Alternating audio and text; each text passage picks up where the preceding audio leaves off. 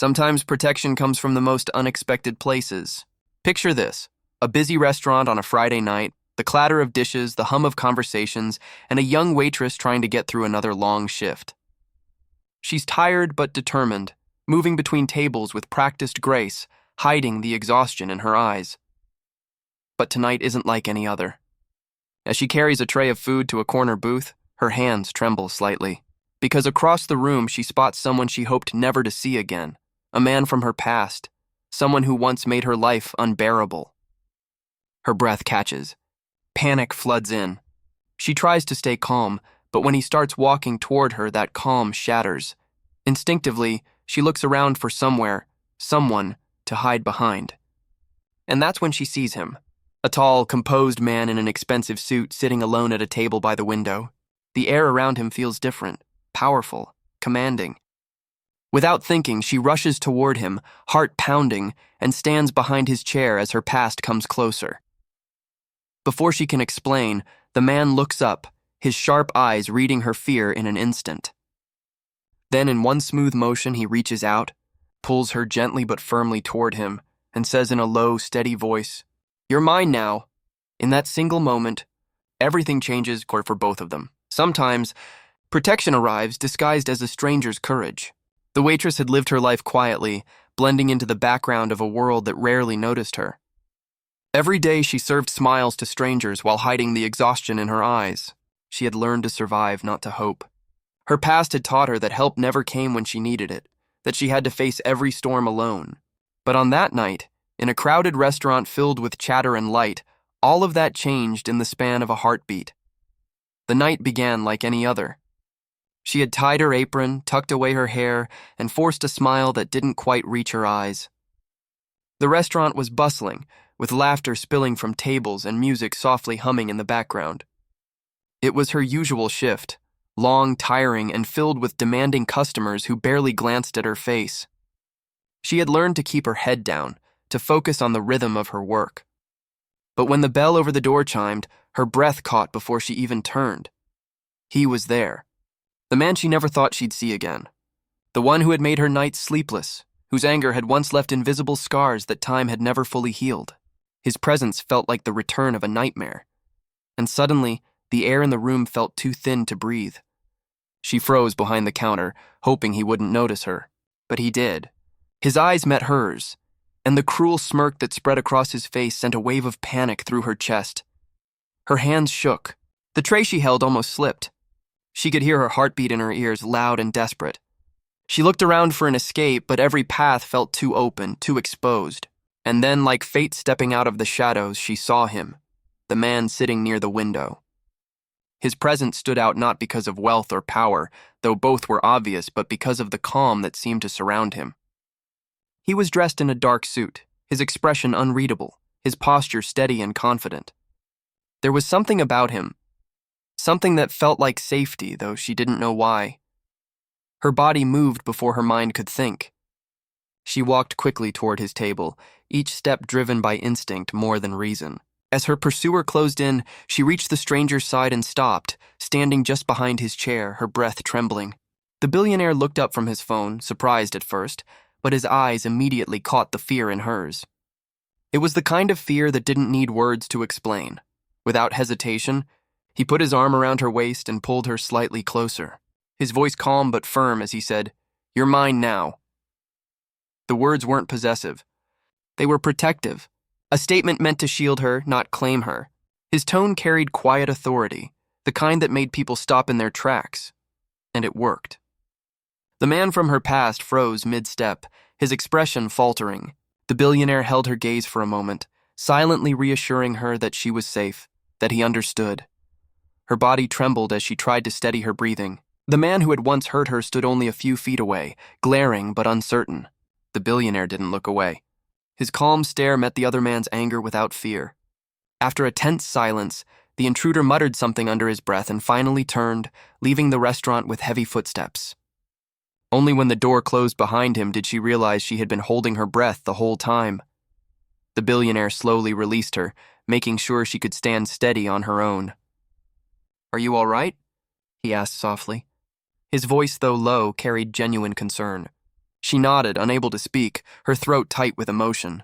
For the first time in years, someone had stepped in for her without hesitation, not because they wanted something, but because they chose to. That realization shook her more than the fear she had felt moments before. She thanked him, her voice barely a whisper, but he only shook his head. "No need," he said simply, his eyes kind but serious. No one should have to face something like that alone. The words lingered in her mind long after she returned to work. She went through the motions of serving customers, but her thoughts kept circling back to the man by the window. Who was he? Why had he stepped in so quickly, so decisively, for someone he didn't even know? Later that night, as the restaurant quieted and the rush slowed, she approached his table again, this time not out of fear but out of gratitude. She poured him a fresh cup of coffee, her hand still trembling slightly, and tried to thank him properly. He listened quietly, his gaze steady, his presence calm. "You looked like you needed someone to stand between you and the storm," he said with a faint smile.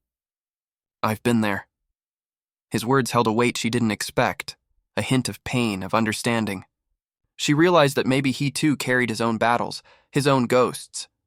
Kindness like that doesn't come from ease. It comes from experience, from knowing what it's like to stand alone. As the night went on, she found herself drawn into conversation with him. He didn't talk much about his wealth or his success. Instead, he spoke about second chances, about how sometimes the hardest moments bring the right people into our lives. He never asked her what she was running from, but somehow she felt he already knew. That night, for the first time in years, she felt a sense of safety she had forgotten existed. Protection didn't always come from power or status. Sometimes it came from the quiet strength of someone who cared enough to act. And that act, the courage of a stranger who decided to stand up when she couldn't, became the first flicker of hope in a life that had long been filled with shadows. Fate often begins in moments of fear, revealing the strength of unexpected connections. The waitress had always believed her life was destined to be ordinary, a cycle of work, exhaustion, and quiet survival. She had no dreams left big enough to chase, only small hopes that tomorrow would be kinder than yesterday. But that night, when fear drove her into the arms of a stranger, everything shifted. She didn't know that a single decision made out of desperation would lead to a bond that neither of them saw coming. One that began not with romance or intention, but with protection, instinct, and an unspoken understanding. After the moment in the restaurant when the billionaire pulled her close and uttered those unexpected words, time seemed to slow.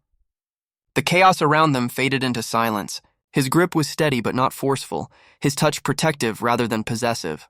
In that instant, she felt something she hadn't felt in years: safety. The man who had haunted her for so long was gone, but the trembling in her hands refused to fade. Her pulse raced, her breath uneven, but the stranger's calmness grounded her. He didn't ask questions. He didn't demand explanations. He simply stayed. When she finally stepped back, murmuring apologies and thanks, he only gave a small nod, his gaze meeting hers with quiet reassurance. That gaze stayed with her long after the restaurant lights dimmed and her shift ended. She didn't even know his name yet, but the memory of his voice saying, "You're mine now," echoed in her chest. Not as a claim, but as a promise. One that reminded her that fate often writes its beginnings in moments we wish had never happened. The next day, she found herself scanning the dining area again, wondering if he would return. Part of her told herself it didn't matter, that he was just a stranger passing through. But another part, the part that had felt the weight of his calm presence, hoped otherwise. Late in the afternoon, as the sun dipped lower through the restaurant windows, he walked in again. The same suit, the same composed expression, though now there was something gentler in his eyes when they met hers. He took his usual seat, and this time, she approached him not as a frightened girl seeking refuge, but as someone who owed a silent debt of gratitude. She served him coffee, her voice steadier now, and thanked him again for what he had done. He smiled faintly, the corners of his lips softening. Anyone would have done the same, he said. But they both knew that wasn't true. Not everyone would have. Not everyone did. Their conversation that evening was brief at first. Polite exchanges, questions about his meal, small talk that carried the weight of something unspoken. Over time, however, as he became a regular face at her workplace, those exchanges deepened. They spoke of small things, the weather, books, work, But in between those words, trust began to grow. She learned that he wasn't the kind of man who used his power to intimidate. He was the kind who understood silence, who didn't need to fill every space with words to make his presence known. He had his own shadows, though he didn't say much about them. She could see it in the way his gaze sometimes drifted, in the rare moments his voice carried the faintest trace of weariness. There was strength in him, yes, but also solitude, the kind that only those who have lost too much can carry quietly. And in that shared loneliness, something began to take root between them. Not dependence, but recognition. One evening, when the restaurant was closing and the last of the customers had gone, she found him still sitting at his corner table, his coffee untouched. He looked up when she approached, and for a moment neither spoke. Then softly he asked, "Are you afraid he'll come back?"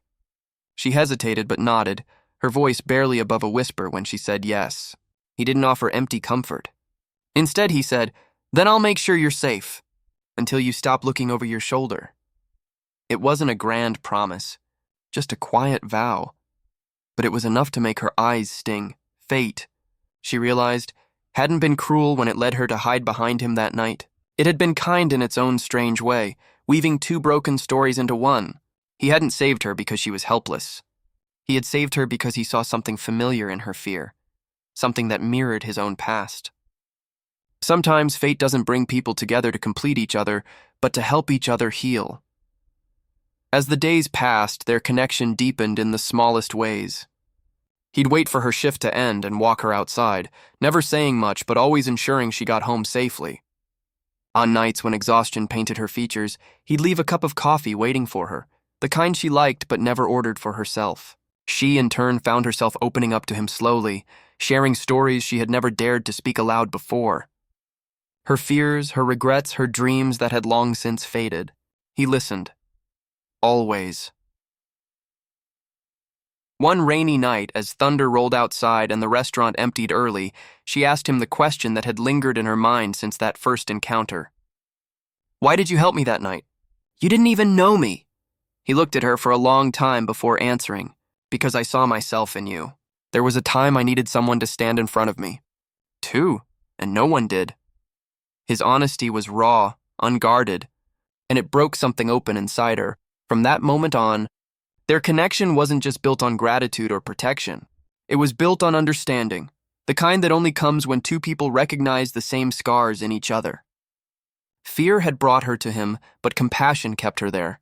And in the quiet that followed, she began to realize that fate doesn't always arrive in the form of love at first sight.